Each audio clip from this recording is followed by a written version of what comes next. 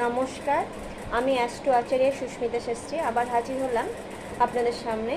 কালকে যে 27 সেপ্টেম্বর, কালকে যেহেতু চন্দ্রগ্রহণ, সেই চন্দ্রগ্রহণ নিয়ে আমি আলোচনা করব।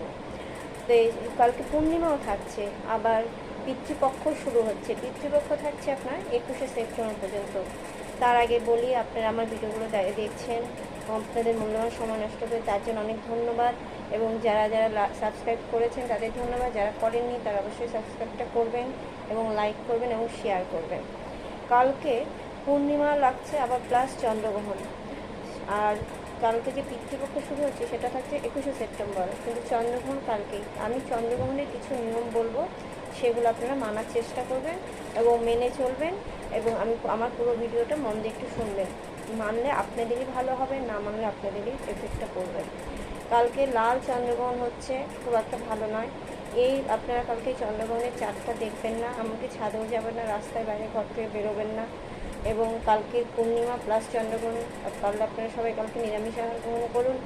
এবং কালকে আপনারা যে যার ইষ্ট দেবতার মন্ত্র জপ করুন চন্দ্রগ্রহণ চলাকালীন, আপনাদের খুব কাজে দেবে। অন্যদিন যেমন ইষ্ট দেবতার অবশ্যই রোজ সবাই জপ করেন, কিন্তু কালকে ওই চন্দ্রগ্রহণ থাকাকালীন যতটা পারবেন ইষ্ট দেবতার মন্ত্র জপ করে যাবেন, আপনাদের ভালোই হবে।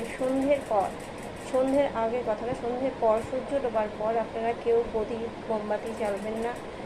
আর যতটা পারেন আমিষ খাবার তো খাবেনই না সন্ধ্যের পর। চন্দ্রগ্রহণ লাগছে 9:57, আমরা ভারতের দৃশ্যমান ওই সময়টা দেখতে পাবো।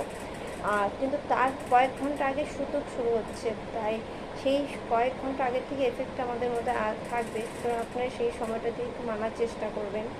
এবং কালকের দিনে কেউ কোনো কালো বস্ত্র পরিধান করবেন না, এমনকি কেউ কারোর সাথে মনোমালিন্য করবে, ঝগড়াঝাটি এগুলো কিছু করবেন না, এবং কটু কথাও বলবেন না, এমনকি বাড়ির সদস্যদের কাউকে কোনো খারাপ কথা বলবেন না। সেই সময়টা একটু চুপচাপ থাকার চেষ্টা করবেন, ইষ্ট দেবতার মন্ত্র জপ করার চেষ্টা করবেন, শুদ্ধ বস্ত্র বসে করে, তবে আপনাদের মঙ্গল হবে। কেননা কালকে যে চন্দ্রগ্রহণটা পড়ছে, সেই এফেক্টটা শুধু যেই সময়টা চন্দ্রগ্রহণ আছে সেই সময়টা নয়, সেই এফেক্ট আপনাদের মনে পড়বে, সংসারের উপর এফেক্ট হবে। সুতরাং আপনারা চেষ্টা করবেন সেই চাঁদটাকে যাতে দৃশ্য হবে, কিন্তু আপনারা দেখবেন না, যাবেন না, ঘরেই থাকবেন। খুব ইমার্জেন্সি ছাড়া, খুব দরকার ছাড়া কালকে সন্ধ্যের পর ঘর থেকে বেরোবেন না, ঘরেই থাকবেন।